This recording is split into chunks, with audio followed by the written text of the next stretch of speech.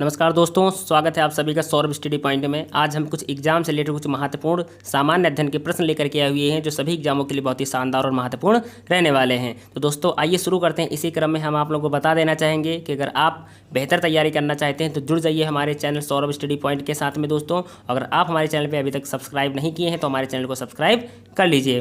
तो आइए शुरू करते हैं। इसी के साथ में पहला प्रश्न हमारा क्या दिया गया है। तो पहले प्रश्न के बारे में अगर बात करें कि निम्न में से किस मौर्य राजा ने दक्कन की विजय प्राप्त की थी। हमको बताना है कि जो निम्नलिखित जो चार मौर्य राजा दिए गए हैं इनमें से दक्कन की विजय प्राप्त किसने की थी। इसका तो सही जवाब क्या हो जाएगा हमारा चंद्रगुप्त जो जवाब होगा वो हमारा सही रहने वाला है। दोस्तों तो दक्कन की विजय प्राप्त किसने की थी, चंद्रगुप्त ने विजय की थी। आइए बात करते हैं दूसरे प्रश्न की। दूसरा प्रश्न कौटिल्य के अर्थशास्त्र में किस पहलू पर प्रकाश डाला गया था।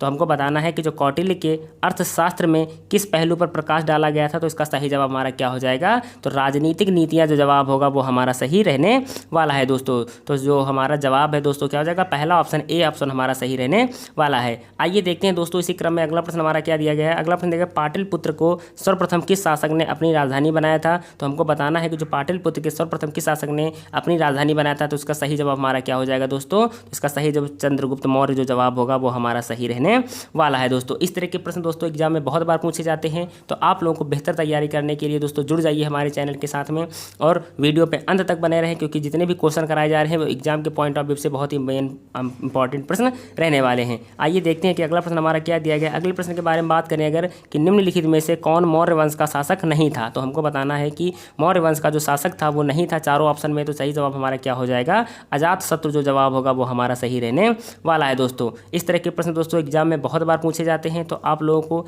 इस तरह के प्रश्नों को बहुत अच्छे से याद करते हुए चलना है। आइए देखते हैं अगला प्रश्न हमारा क्या दिया गया। अगले प्रश्न के बारे में अगर बात करें कि मौर्य काल में शिक्षा का सर्वाधिक प्रसिद्ध केंद्र था। हमको बताना है कि जो मौर्य काल में शिक्षा का जो सर्वाधिक प्रसिद्ध केंद्र था वो निम्नलिखित में से क्या रहने वाला है। तो इसका सही जवाब हमारा क्या हो जाएगा, तक्षशिला जो जवाब होगा वो हमारा सही रहने वाला है। दोस्तों इस तरह के प्रश्न दोस्तों सामान्य अध्ययन के प्रश्न एग्जाम में बहुत बार रिपीट होते हैं, बहुत बार पूछे जाते हैं। तो आप लोगों को इन प्रश्नों को बिना स्किप किए हुए वीडियो पे अंत तक बने रहना है। तो हम आप लोगों को इतने अच्छे क्वेश्चन कराएंगे दोस्तों जो एग्जाम के संभावित प्रश्न से भी इंपॉर्टेंट रहने वाले हैं। आइए देखते हैं अगला प्रश्न, चंद्रगुप्त के शासन विस्तार में किसने प्रमुख रूप से मदद की थी। हमको बताना है चंद्रगुप्त के जो शासन विस्तार में किसने प्रमुख रूप से मदद की थी। तो इसका सही जवाब हमारा क्या हो जाएगा, तो सही जवाब हमारा हो जाएगा दोस्तों चाणक्य जो जवाब होगा वो हमारा सही रहने वाला है। दोस्तों इस तरह के प्रश्न एग्जाम में बहुत बार पूछे जाते हैं दोस्तों, क्योंकि जितने भी अभी एग्जाम होने वाले हैं दोस्तों, पीईटी का हो गया, एसएससी सीएचएसएल हो गया, रेलवे ग्रुप डी हो गया दोस्तों, एमटीएस का हो गया, जितने इंपॉर्टेंट दोस्तों एग्जाम के लिए जो संभावित प्रश्न हैं वो सभी आप लोग को बेहतर तैयारी करने के लिए दोस्तों तैयार करना है। आइए देखते हैं अगला प्रश्न हमारा क्या दिया गया। अगले प्रश्न के बारे में बात करेंगे, बिंदुसार ने विद्रोहियों को कुचलने के लिए अशोक को कहाँ भेजा था। हमको बताना है कि जो बिंदुसार ने विद्रोहियों को कुचलने के लिए अशोक को कहाँ भेजा था। तो सही जवाब हमारा क्या रहने वाला है, सही जवाब हो जाएगा हमारा उज्जैन जो जवाब होगा वो हमारा राइट हो जाएगा। दोस्तों इस तरह के प्रश्न एग्जाम में बहुत बार पूछे जाते हैं। अगले प्रश्न के बारे में अगर बात करें कि निम्नलिखित में से प्राचीनतम राजवंश कौन था। हमको बताना है कि जो प्राचीनतम राजवंश है निम्नलिखित में से कौन सा रहने वाला है। तो गुप्त वंश जो जवाब होगा वो हमारा सही रहने वाला है। दोस्तों आइए देखते हैं कि अगला प्रश्न हमारा क्या दिया गया है। अगले प्रश्न के बारे में अगर बात करें, अगला प्रश्न हमारा दिया गया कि अशोक ने 261 ईसा पूर्व में कलिंग को जीतने के बाद क्या किया। दोस्तों सबसे पहले आप लोगों को बता देना चाहेंगे कि अशोक का जो 261 ईसा पूर्व में जो युद्ध हुआ था वो भी एग्जाम के पॉइंट ऑफ व्यू से बहुत ही महत्वपूर्ण है। पूछा जाता है कि अशोक का जो कलिंग का युद्ध हुआ था वो कब हुआ था, 261 ईसा पूर्व में हुआ था।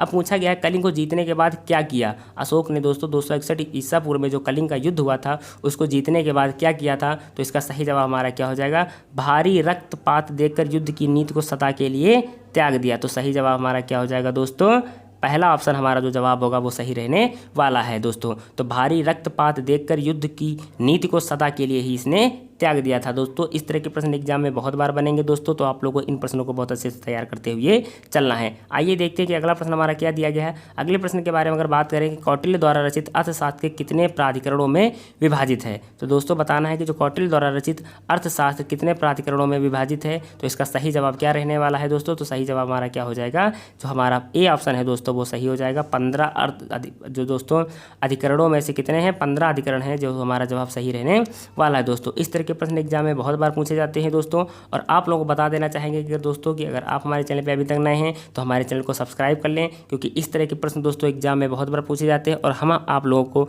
इस तरह के प्रश्नों को बहुत अच्छे से तैयार करवाते हुए चलेंगे। अगले प्रश्न के बारे में अगर बात करें दोस्तों कि सिंधु घाटी की लिपि की सूचना ज्ञात होती है, तो हमको बताना है कि जो सिंधु घाटी की दोस्तों जो सूचना है वो कहाँ से ज्ञात होती है। तो इसका सही जवाब हमारा क्या हो जाएगा, मोहरों से जो जवाब होगा वो हमारा कहाँ से मिलती है दोस्तों, मोहरों से इसकी जो सूचना सिंधु घाटी की जो लिपि की जो सूचना है कहाँ से मिलती है, मोहरों से मिलती है। आइए देखते हैं कि अगला प्रश्न क्या दिया गया। अगला प्रश्न दिया गया निम्नलिखित में से कौन सा आहार सिंधु घाटी सभ्यता के व्यक्तियों का मुख्य आहार था। हमको बताना है कि जो आहार है वो सिंधु घाटी सभ्यता के व्यक्तियों का मुख्य आहार क्या था दोस्तों। तो इसका सही जवाब हमारा क्या रहने वाला है, गेहूं जो जवाब होगा वो हमारा सही हो जाएगा दोस्तों इस तरह के प्रश्न एग्जाम में बहुत बार पूछे जाते हैं दोस्तों। तो आप लोगों को हमने जितने भी 12 प्रश्न कराए हैं दोस्तों वो एग्जाम के पॉइंट ऑफ व्यू से बहुत ही वेरी इंपॉर्टेंट रहने वाले हैं। और आप लोग हमें कमेंट बॉक्स में कमेंट करके जरूर बताइएगा कि अगर आप लोगों को इस वीडियो में दोस्तों जितना भी अच्छा समझ में आया हो दोस्तों, आप लोग हमें कमेंट बॉक्स में कमेंट करके बता सकते हैं। और अगर आप हमारे चैनल पर अभी तक नए हैं तो हमारे चैनल को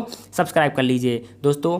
इस तरह के जो प्रश्न हैं एग्जाम में बहुत बार पूछे जाते हैं, बहुत बार रिपीट हो जाते हैं, और इसी के आगे की दोस्तों जो क्वेश्चन हैं वो हम आप लोगों के लिए लेकर के अगले वीडियो में आएंगे। धन्यवाद।